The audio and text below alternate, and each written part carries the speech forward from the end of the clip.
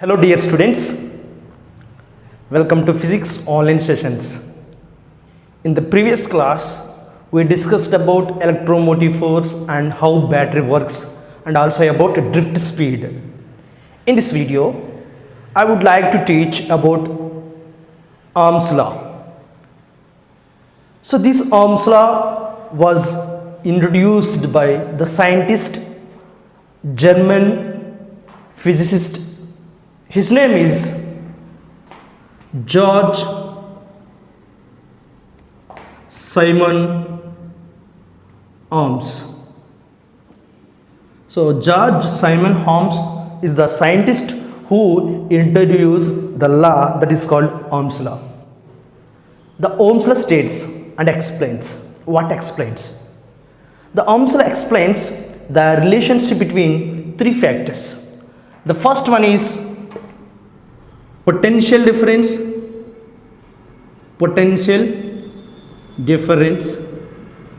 It is also called as a voltage. So voltage denoted with V, and current denoted with the I, and resistance denoted with the R. The Ohm's law explains about the relationship between these three factors, that is voltage, current and resistance. We know well about potential difference. So potential difference means the work done to move a positive charge from one point to another point by applying some force. It is called potential difference. It is also called as a voltage. And also we learnt about what is current. The flow of electrons through the conductor is called current. Then what about resistance? Resistance nothing but a obstruction of flow of electrons. For example, just imagine it is a conductor. For example, this point to this point is a conductor. Some electrons are flowing through this conductor. Just assume that some electrons flowing through this conductor. When these electrons are flowing, if any obstruction are there to stop the flow of electrons, that obstruction is called resistance. So resistance obstructs the flow of electrons. So that is resistance. It is also a constant. So the Ohm's law explains the relationship between these three factors. Let's know what is Ohm's law states. Ohm's law states that at a constant temperature, the current flow through the conductor, the current I flows through a conductor directly proportional to the potential difference, means voltage of two ends of that conductor is called Ohm's law. So Ohm's law, according to Ohm's law, you can write the formula. Look at here. At a constant temperature. So just imagine this constant temperature as a resistance.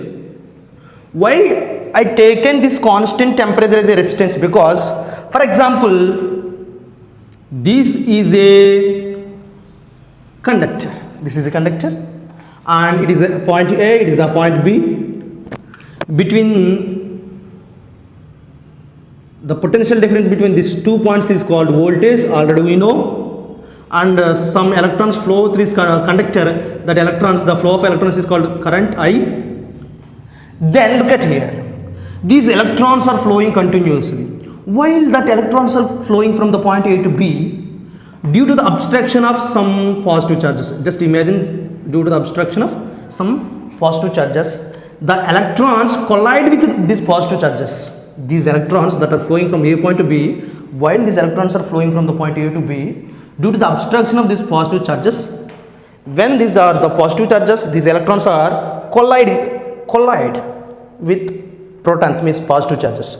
When these electrons collide with the positive charges, automatically these electrons lose energy in the form of heat. So heat means nothing but a temperature.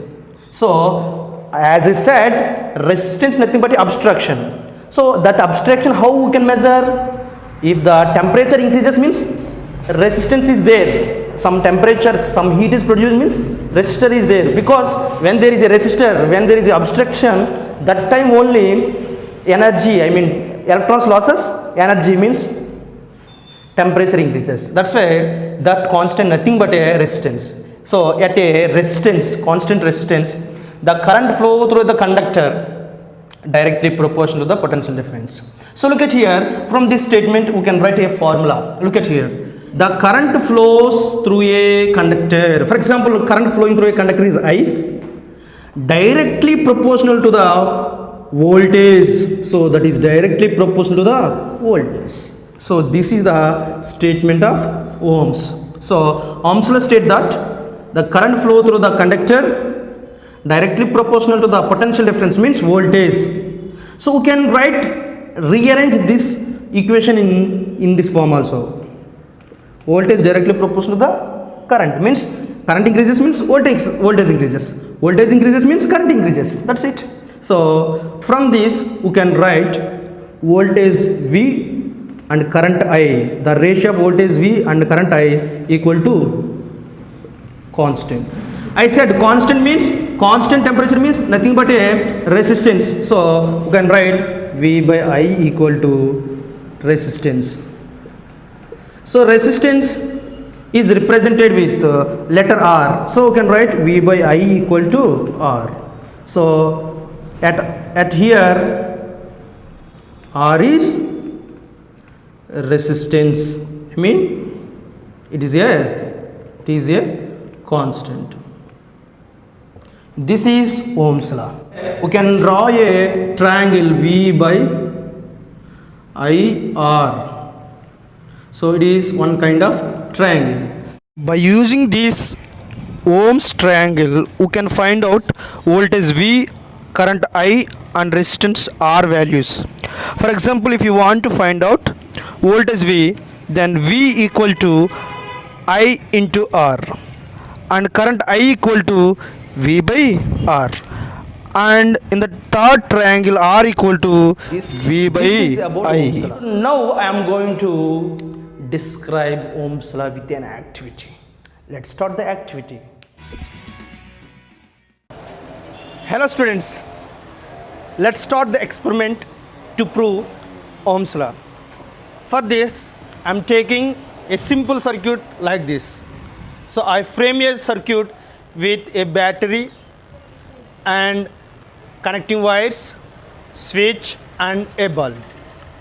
Now I am connecting a voltmeter to measure voltage in the circuit in a parallel way, as well as I am connecting a ammeter to measure the current that flows through the circuit.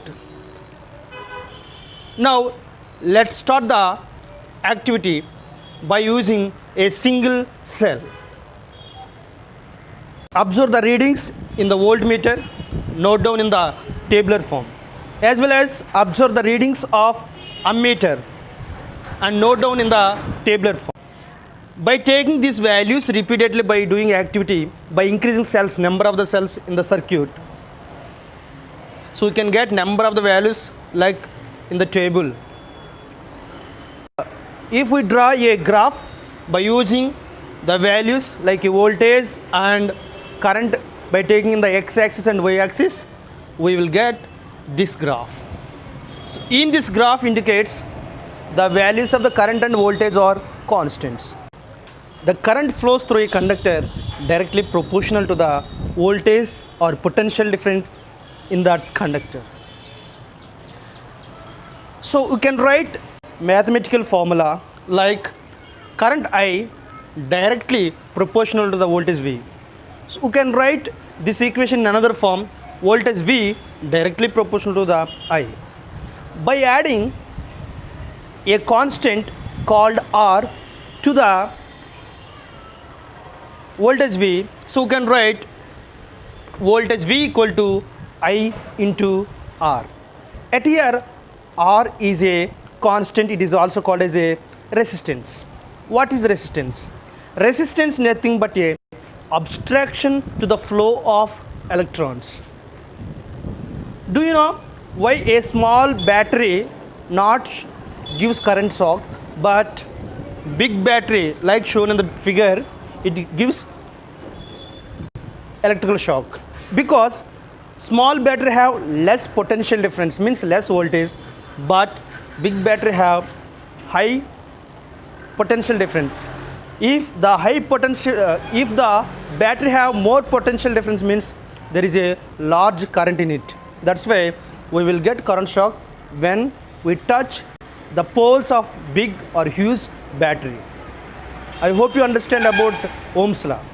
Do you know, dear students, by depending upon the Ohm's law, we can classify materials in two types.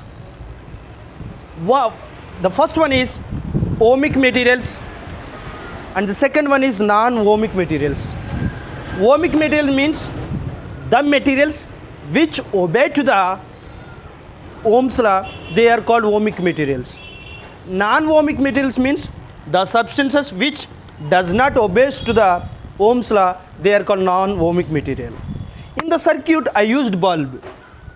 If I use a manganese wire instead of the bulb, it is also one of the ohmic material. That's why that manganese wire obeys to the Ohm's law. But instead of manganese wire, if you use nichrome wire, it is one kind of alloy, so it does not obey to the Ohm's law. We can call nichrome as a non-ohmic material. So we can say few examples for the ohmic materials like a copper, manganese are the best examples of ohmic materials.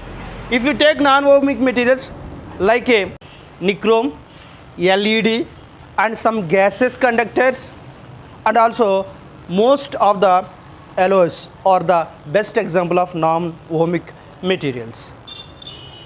Now I would like to tell the relationship between current and resistance.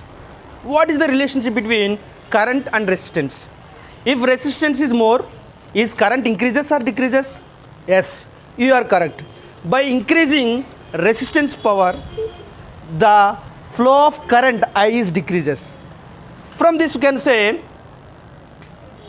current I inversely proportional to the resistance R. This is the today's class. Thank you very much. Keep watching. Just recap what we have learnt in this module. Today we discussed about Ohm's law. What is Ohm's law? Current flowing through a conductor is directly proportional to the potential difference across its ends. Mathematically, we can represent V directly proportional to I. We can use the constant R, then V equal to IR. R is a resistance at here. What is resistance? Property of conductor to resist flow of charges or current is called resistance. SI units of resistance ohms.